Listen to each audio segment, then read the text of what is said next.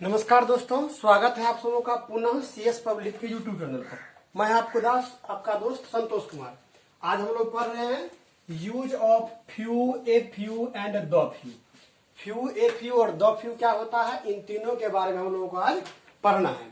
ये few, a few और the few, few, a few and the few, इन तीनों का अर्थ होता है थोड़ा या कम। ठीक है, बहुत थोड़ा या कम के अर्थ में इसका प्रयोग किया जाता है। लेकिन जैसा कि हम लोग पहले पढ़ा था क्या कि ठीक इसी प्रकार से थोड़ा या कम के लिए हम लोग लिटिल पढ़े थे, याद कीजिए। लिटिल, इसके बाद ए लिटिल, इसके बाद एक पढ़ा था क्या, द लिटिल। ठीक है, इन दोनों में आप एक चीज ध्यान रख सकते हैं क्या कि जब भी हम लोग फ्यू, ए फ्यू और द फ्यू का प्रयोग करेंगे तो इन तीनों का हम लोग प्रयोग करेंगे मूल रूप से बहुवचन के लिए, बहुवचन के लिए। और बहुवचन जो आने वाले इसमें नाउन होंगे वे कौन से होंगे, तो मूल रूप से इसमें दो प्रकार के नाउन आ सकते हैं। इसमें जो एक आने वाला नाउन होगा, इनमें जो एक आने वाला नाउन होगा वह पहला होगा कॉमन। जैसे मान लीजिए पेन से पेन्स हम लोग बना सकते हैं, बॉय से बॉय बना सकते हैं, विलेज से विलेज बना सकते हैं, स्टूडेंट से स्टूडेंट्स बना सकते हैं, ये सभी के सभी। और दूसरा इसमें जो आता है वो होता है कोलेक्टिव। याद कीजिए, हम लोग कोलेक्टिव नाउन किसे कहते हैं, तो उस तरह के नाउन जिसमें कि एक हम लोग बोलते हैं और कई सारे का बोध करवा देता है, तो उसे हम लोग कोलेक्टिव नाउन कहते हैं। इस स्थिति में ये कोलेक्टिव नाउन में कॉमन नाउन और कोलेक्टिव नाउन जब भी ये बहुवचन के रूप में होंगे तब इसका प्रयोग करना है। और इस स्थिति में हम लोगों ने little, a little, the little के लिए क्या देखा था, तो इसका प्रयोग हम लोग मूल रूप से करते हैं सिंगुलर के लिए। ठीक, और इसका प्रयोग किस चीज के लिए करते हैं हम लोग, प्लूरल के लिए। कहने का मतलब इसका प्रयोग करते हैं हम लोग बहुवचन के लिए और इसका प्रयोग करते हैं हम लोग एक वचन के लिए। अब देखते हैं हम लोग किस प्रकार से हम लोग बहुवचन में फ्यू, ए फ्यू और द फ्यू का प्रयोग कर सकते हैं। चलिए, हम जानते हैं जब भी यह किसी के साथ लगेगा तो वह किसी न किसी पर्सन के साथ लगेगा। पर्सन का क्या हो सकता है हमारे पास लगाने वाले, ये सभी के सभी ये हो सकते हैं I, we, you, he, she, it. इसके बाद एक हो सकते हैं दे। ठीक है, ही, सी, इट और दे, ये सभी के सभी ये होंगे। इसमें आप आंख मूंद करके किसी में भी कोई सा भी लगा सकते हैं, लेकिन ध्यान रखना है कि इन सबों के बाद जो आने वाले कोई भी नाउन वगैरह जो होंगे वे बहुवचन में होना चाहिए। ठीक, देखते हैं। जैसे मान लीजिए क्या, आई हैव फ्यू क्वेश्चंस। बहुत कुछ प्रश्न है हमारे पास, यहां देख सकते हैं। इसका मतलब आई हैव फ्यू क्वेश्चंस, इसका मतलब मेरे पास बहुत कम क्वेश्चंस है। Which I want to ask for my teacher, जो मैं अपने सर से पूछना चाहता हूं।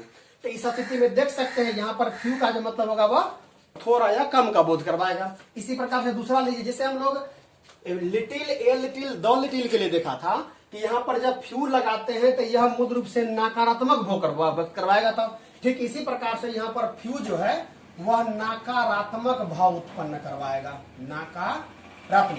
यानी आई हैव फ्यू क्वेश्चन, जिसका मतलब क्वेश्चन तो है लेकिन उसे हम क्वेश्चन नाम नहीं दे सकते, वह नाम बराबर है। बच्चे भी जान रहे कि जो क्वेश्चन है सर थोड़े से मुझे बताएंगे, मैं उसे समझ जाऊंगा। इसी प्रकार से मान लीजिए यू हैव फ्यू, मान लीजिए friend, you have few friends, तुम्हारे पास कुछ मात्रा में दोस्त है। इस तरह से हम देख सकते हैं कि फ्यू लगा हुआ है, इसका मतलब दोस्त तो है लेकिन इस तरह का दोस्त नहीं जिसे मैं दोस्त कह सकता हूं, वो दोस्त नहीं के बराबर है। यानी फॉर्मेलिटी में दोस्त कहते हैं लेकिन वास्तव में वो ऐसा कुछ भी है नहीं। इस तरह से देख सकते हैं कि अगर बहुवचन नाउन आएगा कोई भी तो इस अवस्था में इसका हम लोग प्रयोग कर सकते हैं। जैसे मान लीजिए आई हैव फ्यू स्टूडेंट्स, मेरे पास कुछ विद्यार्थी हैं। इसका मतलब यह है कि कुछ विद्यार्थी तो हैं लेकिन मैं उसे सकारात्मक भाव में नहीं ले सकता, वे नकारात्मक भाव में है। इसी प्रकार से अब आइए फ्यू के बारे में। तो फ्यू क्या होता है, यह जैसे हम लोग लिटिल के लिए देखे थे तो फ्यू भी यहाँ पर क्या करता है, कुछ स्वीकारात्मक भाव उत्पन्न करवाता है। जैसे इसमें लीजिए कुछ उदाहरण के रूप में, जैसे मान लीजिए Ram has a few cause. क्या मतलब, राम के पास में कुछ गाय हैं। यहाँ देख सकते हैं हम लोग, गाय जो है वो कॉमन नाउन है, इसे हम लोग गिन सकते हैं, इसीलिए यहाँ पर हमने फ्यू लगाया है। या राम है जो फ्यू काउ, जिसका मतलब ये है कि राम के पास कुछ गाय हैं।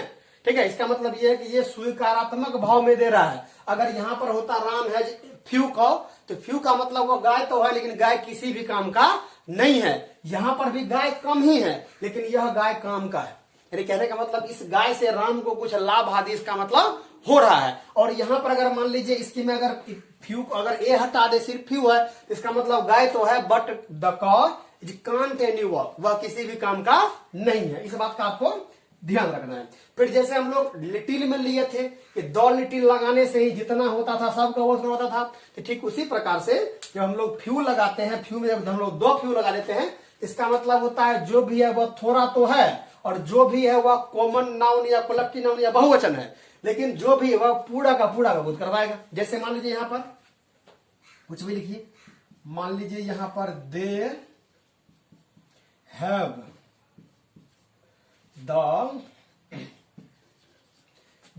द फ्यू, कुछ भी लगाइए, कलेक्टिव नाउन में कोई लीजिए, they have the few response, response collective noun नहीं आएगा, बहुवचन में कोई सा भी कॉमन लगाना लीजिए, दे हैव फ्यू पीपुल। ठीक है, दे हैव द फ्यू, यानी कि कहने का मतलब उनके पास वही आदमी है जो अभी दिख रहा है, इसका मतलब यानी कहने का मतलब जितना है वह थोड़ा ही है, और जो भी है वह आपके सामने है। इसी प्रकार से और मान लीजिए, Ram has the few family support. Family support का मतलब परिवार का सहारा, परिवार के द्वारा मदद आ रही है ना, तो राम है द फ्यू फैमिली सपोर्ट। यानी कहने का मतलब ये कि राम के पास जितना भी तुम देख रहे हो ना, कि ये राम के पिताजी ये देते हैं पढ़ने के लिए, राम की माताजी उसे ये मदद करती है, तो जो भी देख रहे हैं ये सभी के सभी यही है, इसके बाद और कुछ भी नहीं है। यानी कहने का मतलब ये कि 2 फ्यू जब हम लोग लगाते हैं तो यह इस प्रकार से बोध करवाता है कि जो भी आपके सामने जो भी है वह पूरा का पूरा वही है, लेकिन यह भी मूल रूप से थोड़ा का ही बोध करवाएगा। जैसे यहाँ पर राम है द फ्यू फैमिली सपोर्ट, इसका मतलब राम के पास थोड़ा सपोर्ट है परिवार का, लेकिन जो भी है वो आपके सामने है, ये आप देख सकते हैं।